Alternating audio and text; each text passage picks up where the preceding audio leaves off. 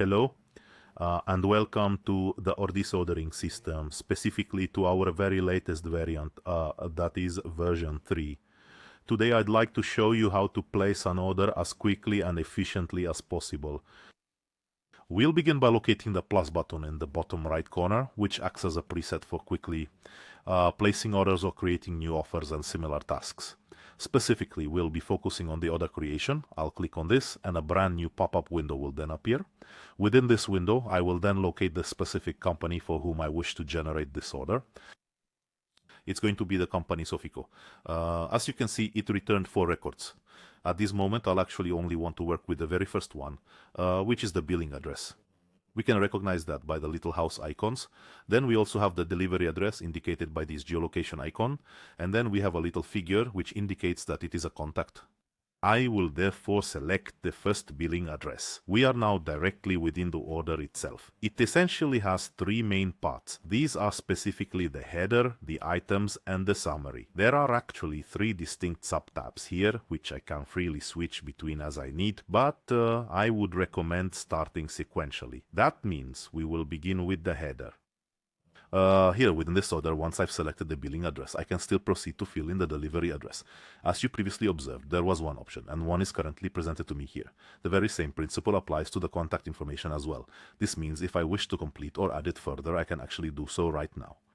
The next up, I have here the shipping method and the payment method. You're probably familiar with this from an online store, which means I just simply click on whatever is relevant at that particular moment.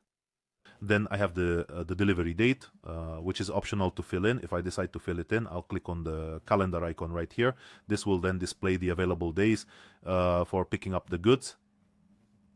This can then, of course, be governed by specific delivery windows, routes, and so on. At this moment, I see that tomorrow, the 24th, is not allowed, so I'll choose the 25th. I also have additional information here. This includes, for example, document discount. I can choose whether to use it or not. I'll skip it for now.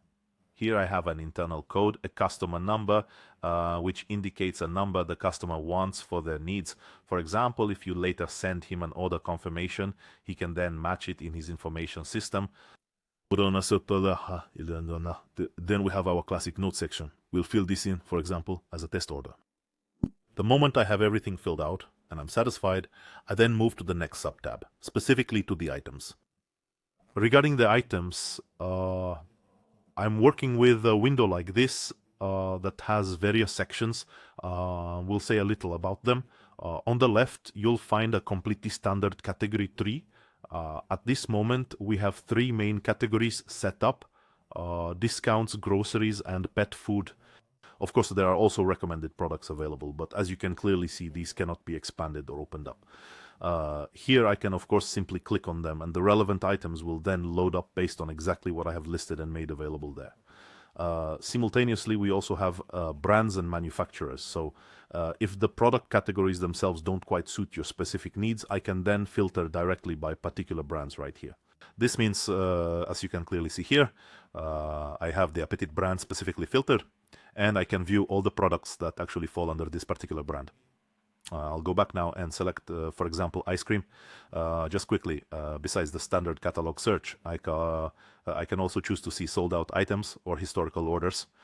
We want to do this as quickly as possible, so we'll just show you the catalog right now. As you can see, I have active quick ordering enabled here, where I can move with the arrows and adjust the quantity in the cart or remove it. I simply confirm with enter and the item is added to my cart. Right, it also works when I reach the end of a page where it automatically prompts me to go to the next one. Besides the arrows, the numeric keypad also works, meaning I can enter 10 items and 10 items will be added to my cart. When I need to view the details of an item, for instance, let's take the moss cake. So I'll just click this eye icon, and it will open the item's details like so. As you can see up top, this item has some active tags. I also see information like its ID, quantity in stock, and prices. Further down, I can actually see, and this again, I may or may not utilize, or for instance, if I am elsewhere with a client, I can choose to reveal or conceal it as required. Here, I would be able to see, once we have it properly connected, the most recent inventory cost, the most recent selling price, what could be described as the final discount. And then here we can observe the actual inventory cost and subsequently a percentage rebate derived from that price. Well, typically I can adjust the quantity. Again, plus minus works, or you can simply type in a new value. The same then applies to the price. As you can see here, we have a quantity discount set up. From 5 items, the price was actually set at 380 Czech crowns without VAT. And of course you can, but don't have to, have active percentage discounts. So you can actually still adjust the prices in this way. Beyond that, we also have other subtabs where we provide product information, a summary, and an image. We also have parameters, and if they're connected, we can show them here. For additional information, it actually functions as a note that's then entered into the customer's information system. And then we have a photo gallery. The photo gallery typically works by clicking and it enlarges. I can then switch between the individual products. You can then get into that photo gallery by clicking right here on this image. Or you can also get to it by clicking on the small thumbnail. This image doesn't necessarily have to be here at all. We can, of course, easily just turn it off. The moment I have the cart filled like this, I see a summary here, which shows the total without VAT, and that there are actually 3 types of items. In total, there are 14 pieces, and the document discount is not actually applied. The moment I've quickly put together the cart like this, I can go to the order summary. Here you can actually see a summary of everything that we have ordered. Here you'll find information regarding the header, which means the company, and that a delivery address has been set up for it, including when I'll be picking it up, the chosen shipping method, and the payment method. Additionally, I can also see any previous documents here, and then the total amount excluding VAT. Here again is the additional information that we had in the header. As you can see, it has been preserved. See the note on the test order.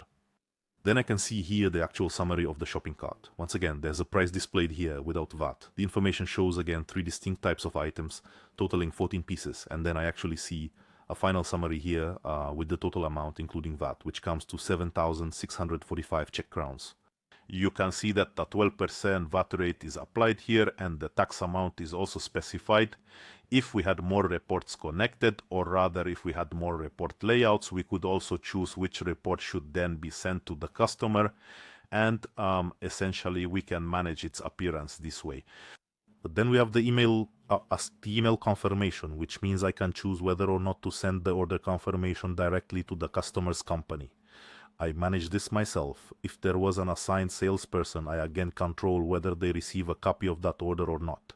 Alternatively, I can use a different address. For example, if the customer actually asked me to send it to their billing department, the moment I have everything set up as I want, I just press the finish button and the order is actually sent. So this was an overall demonstration of how to quickly place an order. I look forward to seeing you in the next video.